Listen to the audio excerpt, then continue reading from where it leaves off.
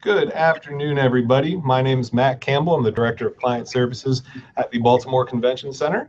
I'm also a member of the Young Professionals Committee. And today we are here to have another one of our Young Professional Connections, Google Hangout style. This time it is with the one, the only Billy Langenstein, who is the Director of Event Services for SMG at US Bank Stadium in fabulous Land of a Thousand Lakes, Minneapolis, Minnesota. And how this is going to work is after I'm done talking, I'm going to let the folks that appear as floating heads beneath my name to introduce themselves. And then we'll get into a little bit about why Billy is the subject of this fabulous chat and open up for questions. And I think that's about it. So without further ado, Andrew, why don't you start off with your introduction? Thank you, Matt. This is Andrew Shreve, box office manager at the Greater Richmond Convention Center, and a diehard Viking. Fabulous hat, sir.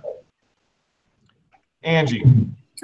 My name is Angie Teal. I'm the Director of Event Services at the St. Charles Convention Center, a Spectra venue management property. And I'm also the Region 3 Director for IVM. Thank you. Ms. Brooks. Hi, I am Jana Brooks. I'm the Event and Tenant Services Manager with the Maryland Stadium Authority in Baltimore, Maryland. And we own and operate M&T Bank Stadium and Oriole Park at Camden Yards. And I can see you from my window. You can. We're neighbors. I wish I had a window. Zach. Hi, I'm Zach Reed, Assistant Director of Maverick Stadium on the campus of University of Texas at Arlington, and soon to be Assistant Director of Event Services and Guest Relations at our College Park Center, which is our basketball arena, and I'm also part of the Young Professionals Committee. Awesome. Yes, you are. Thank you very much. So is Andrew. So Andrew, thank you for that. I just wanted to, I guess, our previous two young professional connections have been with CFE established veterans, but we wanted to kind of come at this from another perspective this time around and bring a young professional who's had success early on in their career, not to inflate their ego any, Billy, but wanted to share their experiences and talk about how they've gotten to where they are, and hopefully we can kind of share best practices amongst all of us. So I met Billy, being a Washington suburb guy myself, met Billy while he was working for the Washington Nationals as Director of Event Operations, and thought that he would be a perfect fit because as of a year and a half ago, Billy transitioned to his job at US Bank Stadium. So I think we're going to start off with a little bit of just Billy recapping his journey so far, and we will go from there. So Billy, take it away, buddy. Yeah, thank you so much. I feel like I'm around the horn with like Tony Kornheiser and the crew, the whole pictures things that we need. But thanks for your time. It's really cool to be a part of this, and hopefully I get to learn a little bit about you guys as well. I started my career as a water boy. Now it's not Bobby Boucher or Gunga Din, which the French called their water boy back in like the French and Indian War. But I started out with a staffing company, medical security staffing company in Philadelphia that supplied all the staff for music venues in Philadelphia and in New Jersey. I started out just giving water to staff. My only job at 15 was to fill up gallons of water, give out water to the staff during the summer concerts, and that was it. Make sure the water was cold. But slowly, as I grew through my career and was able to take on more responsibility as I got a little bit older, I learned how to set up bike rack and learn about front of house operations and a little bit of crowd management. And I got to learn about back of house operations. Live Nation, I worked with, is large in Philadelphia and large across the globe. I worked with Live Nation as an intern growing up as well, and learned about back of house operations with them from a production standpoint, being a runner. So yes, I would get entertainment or artist laundry and do whatever they needed, but learned all the different aspects of what it took to put on an event, from laundry to giving out water to staff to, yes, I have picked out the colorful M&Ms to make sure all the M&Ms were just brown. You think that's rumors, but it really does happen. So, but the good thing is you learn about all these different tasks and you just take in as much as I can. As I grew up a little bit older, I started to work at music festivals across the country, the same staffing company that did a lot of security operations and medical operations. From there, I went to the University of Maryland, go Terps, for my undergraduate degree. Yep, oh yeah. From there, I had an opportunity and got a good call. I got a call out of the blue to interview to become the guest services coordinator at the Washington Nationals back in 2011. A phenomenal opportunity, and it was the right fit for my career, being just recent graduate, and took it on. In 5 short seasons with the Nationals, I rose from the guest services coordinator to the director of event operations, overseeing more than just guest services, from transportation, parking, emergency response, general event management for major events. During my time at the Nationals, I went back to school and received my master's degree in sports business from Georgetown University. So I am a Hoya as well, staying local, which was a huge accomplishment, and being part of the SIM program was great as well.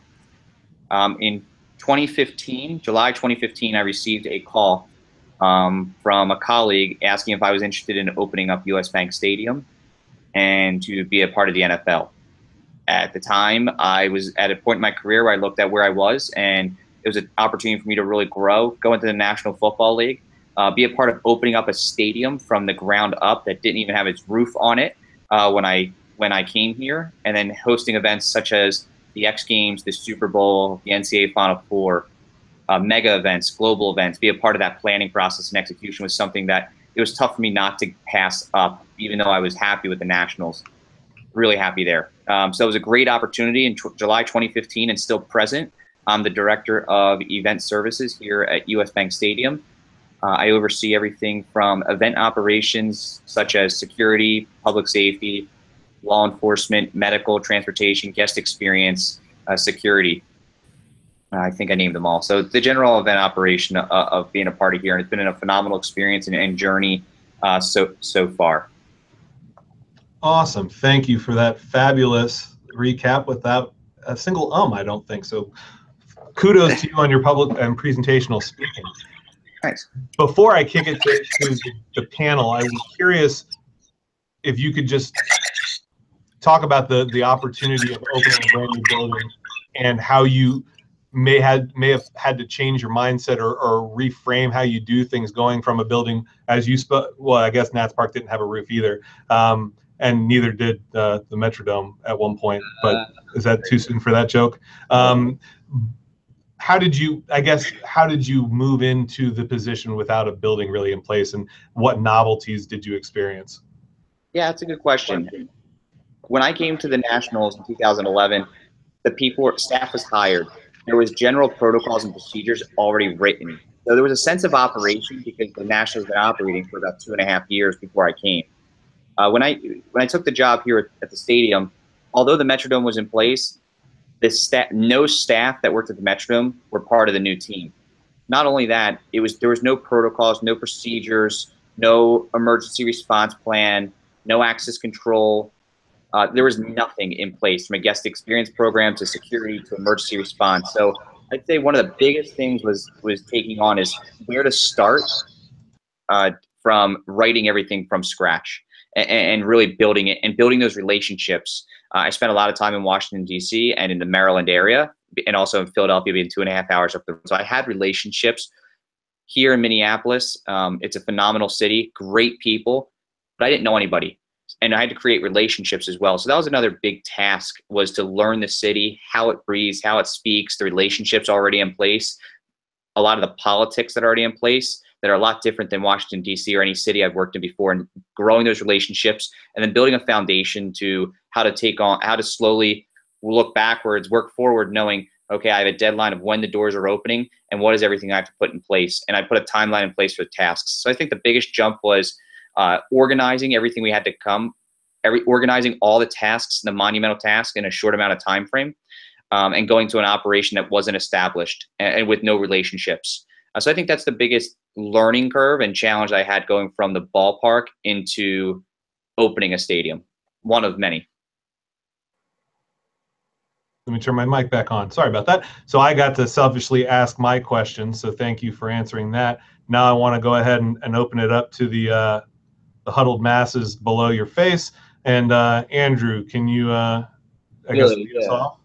When you were the senior guest services manager for the Nationals, what specific steps did you take to help redevelop the organizational structure for the guest services department, and how big was the department? Wow, you really know my career. That's impressive. Kudos. The power of LinkedIn, buddy. Yeah, I know, right? That's impressive. When I became I was the manager and senior manager of guest experience, is where I had an opportunity with my director. They had some reorganizational change in the structure of the guest services department specifically. And at one point, there was no manager of guest experience. There was a director and a coordinator. The senior manager left, and we had a great opportunity where my director and I became so much closer and looking at an overall goal of how we wanted to build the department, from revamping how every single position, where every single person was in the deployment, to who we wanted in supervisor roles to management roles. So it was an opportunity to really rebuild from the ground up with my director. By the time I was a senior manager of guest experience, I was more operational driven, so building the deployments. At this point, I was assisting with the food and beverage program. We hired a guest services manager who became more of the relationships, and where I became the operations guy of executing all the plans and putting all the customer service plans and responding to guest comments and make sure the deployment was in place. Where our guest experience manager, who's still there, Maurice, was more the guy who became the relationships guy and managing the staff and the expectations. So it was, I'd say, dating back, it was more than when I was a manager, when I got promoted to be manager, where I had a great opportunity where my boss and I became really close and really developing a culture and mission of how we wanted to shape the department. Very cool. Thank you, Billy. No problem. Good question. All right. Angie, let me unmute you. Yeah, hold on. I was taking notes because I think that I love that point of having somebody manage the relationships with the staff and somebody else kind of developing the process and implementing the process, because that takes two different personality types. And I think if you can split those up, I think you're going to strengthen your department. So thank you for that comment. My first question is, obviously at a young age, you have to work with and coach and mentor people of different experience levels in their career. And how do you go about identifying kind of what makes people tick, what works for people and motivating them, what doesn't work for others? Do you have like a process that you go through, or kind of explain where you go with that type of responsibility? That's a great question, and I wish if there was if I had a great answer, I'd write. Come on, that's what I was looking for—the perfect answer. I think one of the biggest challenges is not only do I look like I'm 12 years old, I am also very young. And at times you get in there as much as you have to get in there and earn the respect of every individual. Because most people, quite frankly, ever since I was the guest services coordinator, I've been the youngest in my department. And I'm actually still almost the youngest in my department now. And it's earning the respect of each individual and showing you work harder. One of the things I did was outwork everybody where no one could outwork me, and put the time in and and show the support and respect and always put the others first is what earns me the respect of all my game day staff when I was at the Nationals, where they saw me running around working 14, 15 hours a day. Smart because it had to get done, not because I just did, but that showed the respect on the work ethic side. And then there's always an empathy side. So even when you had to coach someone, I always took a positive approach first before I ease into, hey, how do we get better here? And it's always, we're one team.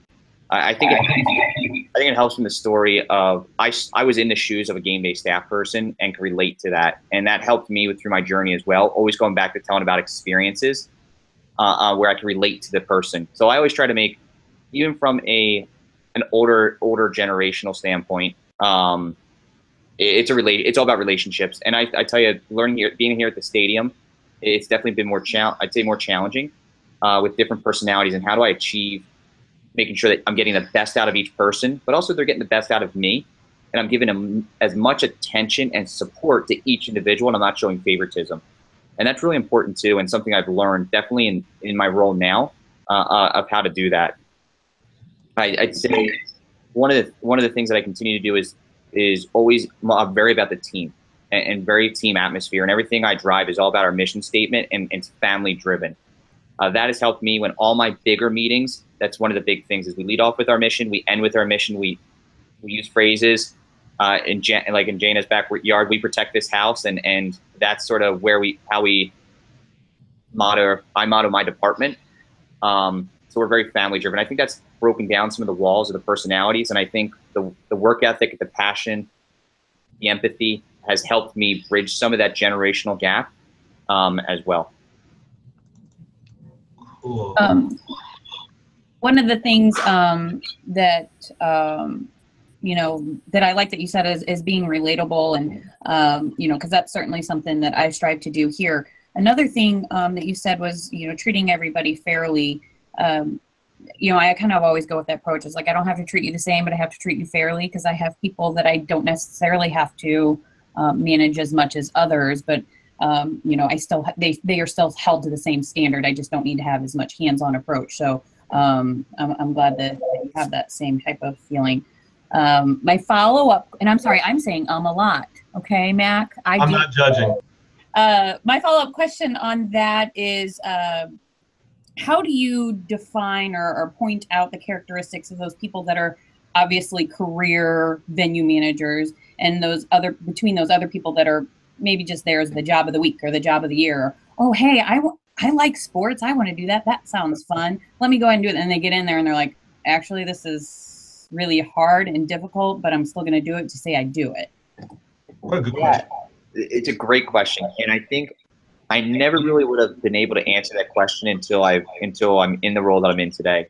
When we were opening the stadium, we had everyone that had all these great talents, and I go back to I quote Herb Brooks, and not because he's actually from Minnesota, but because one of my favorite movies is Miracle.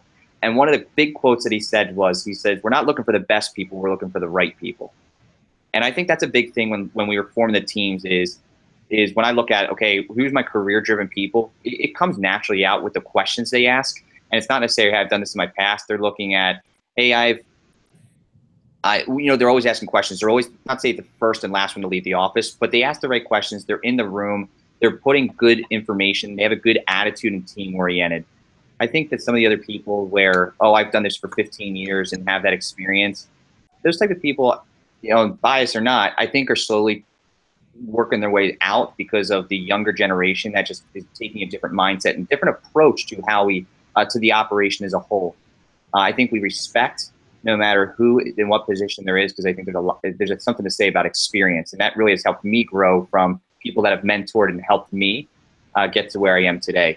I think in my department or overall, people that I've seen is we've got a lot of hungry people that want to be out there and work as hard as they can, and we just sort of working through the balance to understand who's here for the long term and who wants to continue to grow and finds that passion. I think you'll be able to relate to them. Just it's sort of that connection, right? It's that fireworks or that is above you that you'll realize it sort of just comes naturally to a point. Sorry, I hope that answers your question a little bit. No, that's good. You know, the passion part I think is key, because you can come in and do a good job, but if you have passion and you truly care about the success of the event or the venue, you are going to ask the right questions, and you're not going to be afraid to stand up and say, hey, have you guys ever thought about doing it this way? Or have you guys thought about adding this to it or whatever? They're like you said, they're asking the right questions, and they're thinking about the next step. So, yeah. Okay. Awesome. Do you concede the rest of your time, Angie? Yes, I had an allotted amount of time. I didn't know that, but yes, I'm done. Thank you. Dana, tell me what's on your mind. What's on my mind? Well, it's a pleasure being a part of this, and I'm sorry I'm not looking in the right place. I'm supposed to look at the camera, not you guys. Great. I actually have more of a, I don't want to say a personal question, but more of like a leadership type question for you, Billy. How, I understand that you've pretty much, even though you started as a low man on the totem pole, quote unquote, how do you handle when you're like that, when you are a floating head in the middle of your organization? Right now, I'm very much kind of just in the middle. I learn a lot. I've been exposed to a lot of conferences and networking and things like that. How do you handle, if you could think back, how do you handle when you aren't able to exactly implement something whether it's an initiative or a process or something like that. You have the knowledge you have, but it's not in your hands to actually implement. Do you have any suggestions for anybody else that might relate to me? Yeah, that's a good question. One of the things I learned personally, I'm awful at it in personal life, but for some reason I'm slowly getting better at in professionally is patience. One of the things that I am very type A, very pedal to the metal. We have a directive. How do we get it done? Let's everyone hop on board and we're going to move forward. Not everyone sees it that approach. And I've learned that, well, if I pitch it one way and I put together a great plan, I think it's a phenomenal plan and it makes sense and I've got all the buy-in, and when the right person has to bless the plan, it doesn't work out. Say, look, we're not ready to do that, or it might cost too much money. So I go back to the drawing board and I find a different approach and pitch it a different way. The same concept, the same overall goal, but presented a little bit differently. And I've taken that approach with different people, or ask, hey, how do we get this done? Or ask the right questions, and I'll pitch it another way. And if that doesn't work, I've gone back to the drawing board a third way. And it takes time. I think I date back to one of the things I did at the ballpark was implement a system, an incident management system. And for the longest time, pen and paper was the best way to go. And I was persistent for about 18 months to find a way to get it done. And to the point now where they use the system nonstop, and they're very uses it great. But I think it took some time and patience and creativity and creating the right relationships within the department to have allies as you're getting ready to pitch something, so that you have support behind you, so you don't feel like you're the low man or person on the island. And if one pitch doesn't work, go back to the drawing board and find a different path to take that still pitches the same thing that you want to get done, and still see if we can achieve, you can still achieve that goal. Okay, I appreciate it. Thank you. And I guess I do need to work on probably a different approach and probably my patience. So thank you so much for that. I really appreciate it. I'm still trying to master it too. I understand. It's just, I just feel like, hey, I'm over here. So, somebody listen to my ideas. It's really good. I need, it's the buy-in piece that I'm struggling with. Okay. And if I could thank add you so much. one thing to that I found useful is you align yourself with the people that you need to have that additional influence from, and you help them get to their goals. You figure out what makes them tick, and then when you come to them and say, hey, I'm not expecting payback, but hey, I have this really good idea. At that point, they're more receptive to whatever you're bringing to them. So it's how can you align the people that have that influence on your side, so that when you need them, they're there. And it may be a couple steps down the line before they're ready to carry your flag for you or help carry that flag with you. But definitely, it may sound like playing a game, but again, it's all about relationships and getting people on your side as best you can. Thanks, Matt. Sure. Thank you, Billy. Yeah. All right, Zach, let me get your volume up, and your turn, buddy. I think I'm going to let Angie finish. I think she was in the middle of saying something. Oh, Angie. Angie, hold on. Going back to Angie. Angie, you're hold on. Slow down. I got to turn you up. You've been a bad person, causing a bunch of feedback. So everybody be quiet. Let Angie talk.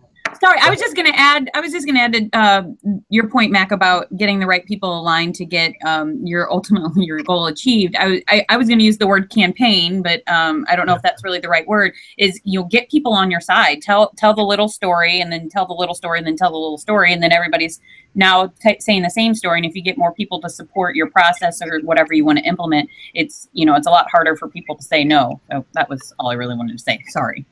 No, thank you. No, thank you. I apologize for having to mute you, ma'am. I know that you're not used to such a thing, so. Not in my normal day-to-day business, no. All right, so let me go to Zach now. I apologize. Zach, thank you for the assist earlier. The floor is now yours. No problem. All right, well, Billy, thank you so much. I guess my question is for you is, from your experience, if you had the opportunity to meet your younger self about something you know now, which you knew then, what would it be? So before I answer that question, how long have you been growing the beard? It's been about 2 months, I think. Looks and good. I'm getting married at the end of July, so I know it's got to come off. No, it doesn't. You doubled down, buddy. If she loves you, she'll let you have whatever facial hair you want. Yeah, until the day of. That we'll see what the day of is like, because that may completely change. Happy wife, happy life, buddy. There you go. That's right. Great question. I think it goes back to what we learn now. Nice job, Angie. On one of the things I think is how to handle adversity, and it's something I think is a tough lesson to learn until you're in the fire, and until your backs are being pushed up against the wall. Until you feel like there's nothing to, what Jana was saying earlier, is to when you feel like you can't get anything accomplished, you just need one victory or something of a process that goes through, and there's more things that pile up, and mistakes, not intentionally, are being made, and you get punched. You feel like you're in a ring with Rocky, and with like the movie Rocky and the Russian, you just feel like you're in a boxing ring. And then you realize, like, okay, what do I have to do to slowly get back on the ship and to take the right attitude and get out of my head and be smart about things and portray that positive attitude. I think, a good quote that I have in my office is, the road to athletic greatness is not marked by perfection, but the ability to constantly overcome adversity and failure. And I think that's really true, and something I've learned opening the stadium, that if I could go back to my younger self, is something that I wish there was a way to prep me for that. But I'm happy where I am today because of that, and I've experienced that at a young age, that now moving forward, where I do want to open up another stadium, I would love to go through that challenge again and handle that long days and long hours to learn, because I had an opportunity to learn once and handle that and know what it feels like. So that'd be my biggest thing, that if I had to go back, what I would have learned a little bit earlier was that. Awesome. All right. Thank you, Billy. Yeah, great question. Any follow-up, Zach, before I flip back to Andrew? You know what? I got one question. I think Billy will find this funny, because I actually interviewed for a position with the Nationals. So, Billy, what would be, if you had to pick an animal that you wanted to be, what would it be? Good question. Honestly, I don't. So I asked my own question. I don't even know my own answer. Oh. I'd have to really think about that. You put me on the spot there. It's a good one. I'd have to come back at a later time. That's really funny. Right. We should all just be here and make it awkward until he comes up with an answer. Well, there's a story. There's a story behind it. I actually got interviewed by Mr. Stahl, Jonathan Stahl, the vice president of the ballpark operations at the Nationals, and he asked me that question. He's like, "Well, that threw me for a loop." He's like, "Actually, Billy and I were the ones that came up with that question, so I have to throw that one back at him." Yeah, I guess one of the things, it's a good one. I'd say one of the things I always used to think about, and I think it addresses some of the questions, is a chameleon. And the reason I go that route is because a chameleon has 7 different colors and can adapt to its environment. And I think no matter if you're in a ballpark, a convention center, a football stadium, when you take on a job, you have to adapt to that environment, because the one shoe doesn't fit all. And just like a chameleon, when it's in a threatening environment, it's gonna turn to a different color. What's in a comfortable environment, it might change and adapt to that color. What I learned coming from an East Coast, and I am targeted as the East Coast guy out here, it's a much different personality and mentality than when you're in the Midwest. And you got to learn to adapt to that, because that's how you're going to build your operation and be successful. So to answer your question, I think something I'm relatable to, that I think the closest animal would be a chameleon. Not by the looks, but by how their traits. Let me follow up from a hiring manager perspective, since I do have to come up with interview questions, and I'm just curious if you could elaborate on why you thought that would be an interesting question. What were you hoping to get out of people when you ask them that? Yeah, good question. So I came up with that as a joke, because the reason I asked is, as venue managers, or when you're going into an interview, you always expect the traditional questions. Tell me about yourself. What's one thing that you did wrong that you wish you could do right? What's one personality trait that is really strong? Or if I ask 10 people what they say about you, right? You have those canned responses ready to go. So as venue managers and venue operators, we always have to be on our toes, be ready to adapt or audible, because we know no plan. It's like no plan works. All the planning we do, we know there's going to be audibles, and it's not going to go exactly how we plan, right? So we have to be ready to change and adapt on the fly when we're presented with it. We don't have time to think and wait. So honestly, that's one of the one of the reasons I asked that question, because I knew if someone said, "Sorry, Angie, dog," or a lion or a cat or one of the most common animals, they're not that traditional type thinking, unless they really could justify it, which could happen. Oh, don't worry. We're going to have her justify it here in a second. So go ahead. But those are some of the reasons why I truly asked the question. So Jonathan and I, who's a dear friend of mine, Jonathan and I, that's ever moving forward, we always made sure we asked that question. All right, now here we go. Angie, go ahead. Why are you a dog? Well, I have to give you a specific kind of dog. Okay. Go ahead. And it's a pit bull. Uh-oh. Because sweet and tender and very approachable until you piss them off, and then they might cut your throat. Justifiable. I guess I'm thankful I don't report to you. All right. That said, I believe Andrew has an additional question he would like to pose to you, Billy. Go ahead, Andrew. Yeah, the claws come out with Angie. Yeah, man. Billy, how are you able to find a balance between your personal and professional life? Great question. Don't know the answer. Tough one, you know. I am terrible at it, and I have no good advice for that one. I really struggle with that big time. And one of the reasons I struggle with that is not because there's so much work, it's because I love what I do. And I've turned my work into my personal life. And sometimes when I'm having conversations with people, all I know is how to talk about work, and I just can't talk about what's on television or Dancing with the Stars or who won, etc. Right? Or who's winning the Bachelorette. Just because I'm so ingrained in what I do because I love what I do, and I find happiness. I go home, I read a book. It's not just a great thriller; it's usually a business book. Okay. So I really have tried to find a way to turn my professional life to make it part of my personal life, and keep it separate where I can, because it's important to have fun and extract fun out of everything I do. But yeah, I struggle with that, and I haven't found it yet. I hope so soon. I slowly try to work on it a little bit every day and have peace with it. I love Dancing with the Stars too. I do watch that on Mondays. Watch it. I was a big fan of her shot and winning. So, but I think that's one of the big things that I'd say is I've made my work part of my personal life because I love it so much, and I'm surrounded. I go on bike rides. I work out. Are a couple of the big things that I do to release just energy and clear my mind. So I'd say there's a couple of big things. All right, thank you, Billy. I'll double down on that and ask you what the current bedside business book or leadership book you're reading is right now. There you go. Yeah, great one. It's called The Art of Execution. Who's it by? Do you know? No, hold on. Thought you were going to say Art of the Deal. No, it's called Execution: The Discipline of Getting Things Done by Larry Bossidy and Ram Charan. And Ram Charan's very known as like a big-time consultant for a lot of CEOs who helps them. It's a good book because I think one thing that we are in a results-driven business, and we have all these great ideas, all these great plans. And I always ask is, who's going to own that? Who's going to execute that? How's it going to get done? And it's not asking a roadblock. It's saying, okay, let's get it done, but how are we?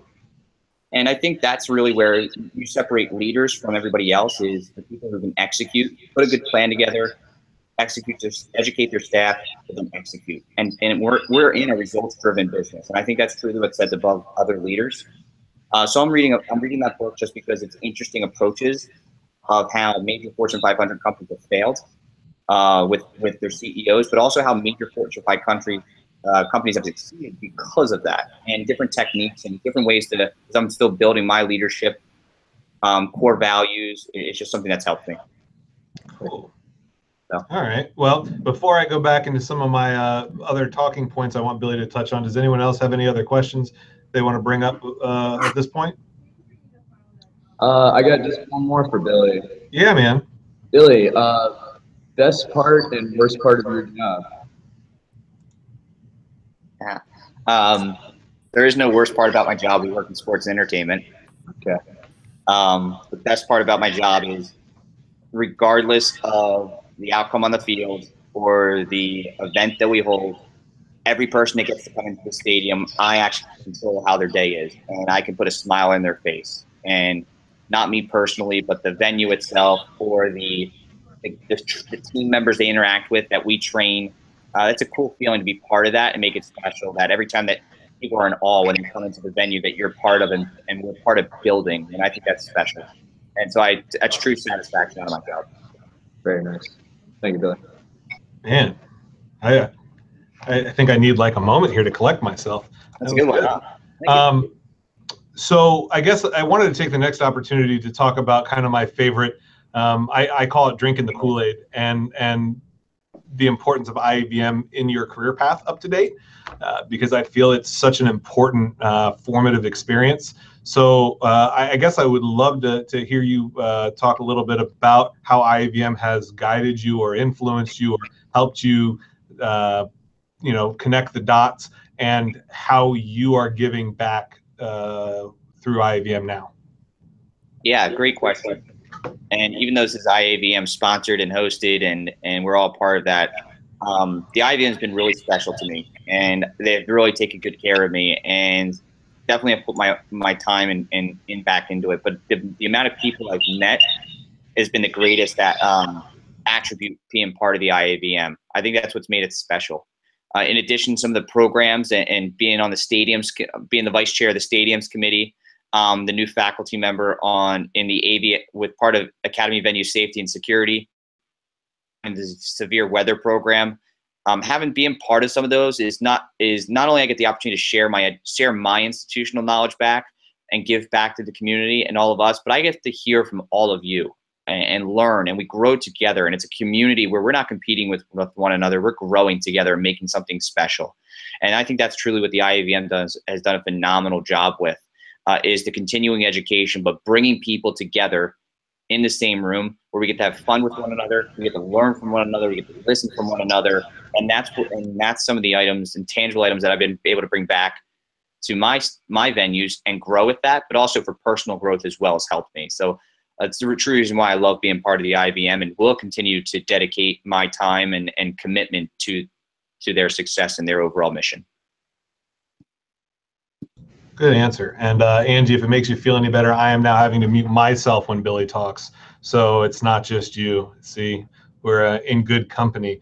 I'm going back through my notes and making sure that I'm touching on everything.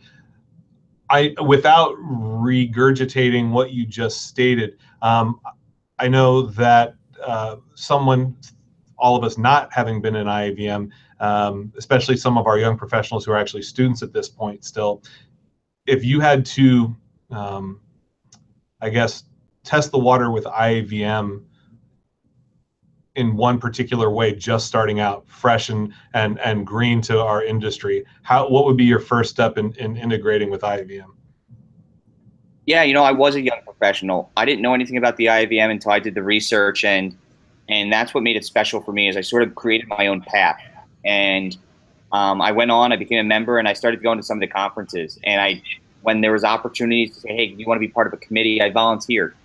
And I hopped on a committee on the stadiums committee a couple years ago and contributed. And that's what got me sort of recognized and more interested. And then I had the opportunity to go to a conference, and I attended some of the conferences and continued to meet a network, but also found value in it. So I think starting small and seeing if you can be part of a committee, young professionals, or attending one of the conferences or becoming one of the interns at one of the schools, I think is a huge opportunity. Will really open your eyes, but start to create those relationships and get your foot in the door to realize how big the world is. I could not agree with that more, and I would second that. If you can become an intern at VMS or Venue Connect or anything, I've been following the paths of some of the previous interns, and the connections that they've made at those events have led them to the career path that they're currently following. So I could not agree with that anymore. Before I go into our closing spiel, because at this point we've kind of hit our time mark, and I think we've answered all the questions that were submitted. Does anyone else have anything they'd like to add for the good of the cause? All right. Well, in that case, oh, did someone say something? I just said excellent. Thank you. Yeah. Well, you've been an excellent font of knowledge for the last 45 minutes, Billy. It's been great to have you on, and just want to encourage everybody to look into possibly trying to find a way to make their way out to Nashville, as many of us will be there, to network and to learn from the multitude of sessions that I know folks like Angie are working on developing for everybody. There's a great community service project on the first day as well that you can get into the community and give back, which is always a fun experience and rewarding. It's August 7th through 10th in Nashville, Tennessee. Be there or be square. And other than that, I just always like to give a plug for volunteering to the various committees, as no Billy touched on that. And obviously, three members here are on the Young Professionals Committee. So make sure you always have your eyes open for the call for volunteers that's made every year. I think usually in February or so, to make sure that you get your foot in the door and figure out a way to give back to the association that has given us so much. And with that, Billy, any last comments? No, thanks again, guys, for your time. Honestly, I'm really humbled that you guys thought of me as an opportunity to speak and just answer some questions. As much as I spoke more than you guys today, I did learn a lot just asking the questions that you guys had, and we're all one team here, and appreciate the opportunity. So truly humbled and honored that I had an opportunity to speak today, and keep the connections and questions coming.